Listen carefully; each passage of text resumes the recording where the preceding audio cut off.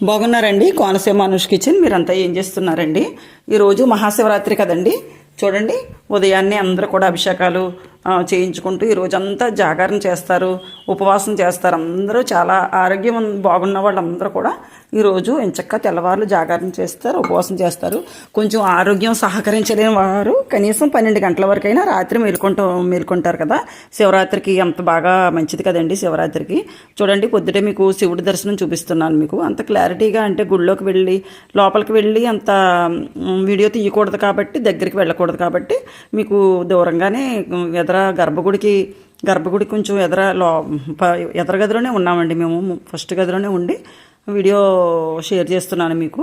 మీరందరూ పరమేశ్వరుని దర్శనం చేసుకోండి. పార్వతీ పరమేశ్వరుల ఆశీస్సులు మనందరిపైన ఉండాలని కోరుకుంటున్నానండి. నందీశ్వర స్వామికి కూడా అందరూ కూడా ఇంచక్క పూజ చేసుకుని దండం పెట్టుకుంటున్నారు. నేను కూడా దండం పెట్టుకున్నానండి నందీశ్వర స్వామికి. మనందరం బాగుండాలని కోరుకుంటున్నాను.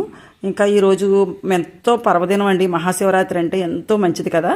మనందరం కూడా ఎంచక్క గుళ్ళకి వెళ్ళడం, స్నానాలు చేసి, చాలామంది కోటిపల్లి రోజు చాలా బాగుంటుందండి.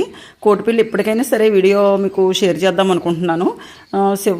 మహాశివుడిని వీడియో తీనిస్తారో లేదో తెలియదు కానీ కనీసం బయట నుంచైనా గుడి కోటిపల్లి గోదావరి మీకు వీడియో షేర్ చేశాను. ఈరోజు కోటిపల్లి తీర్థం జరుగుతుందండి. చాలా బాగుంటుందంట. అది నా చిన్నప్పటి నుండి మాకు కోటిపల్లిలో చుట్టాలు ఉన్నారు కానీ ఎప్పుడు కూడా నేను కోటిపల్లి తీర్థం వెళ్ళలేదు. కానీ శివుడిని అయితే దర్శనం చేసుకున్నాను. చంద్రబింబ లింగం అంట అండి. చంద్రుడు ప్రతిష్ఠించిన లింగం అంట.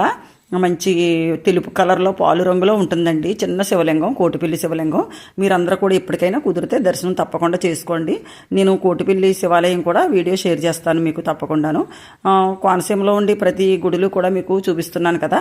ఇక్కడే శివాలయం మాకు అమలాపురంలో నల్లవంతెన ఉంది కదండి. ఆ వారిన చాలా శివాలయాలు, అయ్యప్ప స్వామి గుళ్ళు అన్నీ ఉన్నాయండి.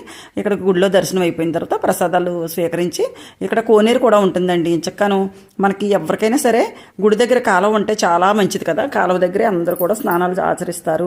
దీపారాజనలు ఇక్కడికే ఇంచక్కాను తద్దికి, కార్తీక మాసానికి కూడా తద్దిలకి అందరికీ కాలువ గంగామాతకు దీపారాధన చేసుకోవడానికి, కార్తీక దీపాలు వదలడానికి కూడా అందరికీ ఇక్కడికి వస్తుంటామండి. ఈ శివాలయం మంచి పేరండి ఇక్కడ ఇంచక్కాను.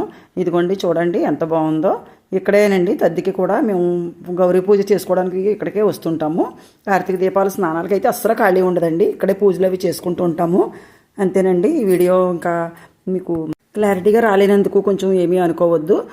నేను ఫస్ట్ గుడికి వెళ్ళగానే వాళ్ళందరికీ అక్కడ కూర్చున్న వాళ్ళందరికీ దాన ధర్మాలు, బియ్యం, డబ్బులు అన్నీ ముందు ఇంటి దగ్గరే నేను వేరేగా ప్యాక్ చేసుకుని ఇచ్చేస్తాను. ఈ వీడియో మీకు నచ్చినట్లయితే లైక్ చేయండి, షేర్ చేయండి, సబ్స్క్రైబ్ చేయండి.